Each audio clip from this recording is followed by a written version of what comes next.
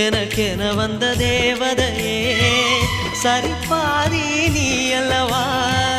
நடக்கையில் உந்தன் கூட வரும் நிழல் போலே நான் அல்லவா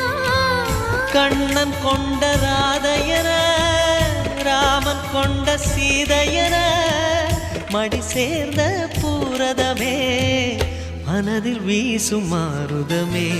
நன்றி சொல்ல உனக்கு வார்த்தை இல்லை எனக்கு நான் தான் மயங்குறேன் என்னுடைய மனச தந்துவிட்ட பிறகும் ஏம்மா கலங்குற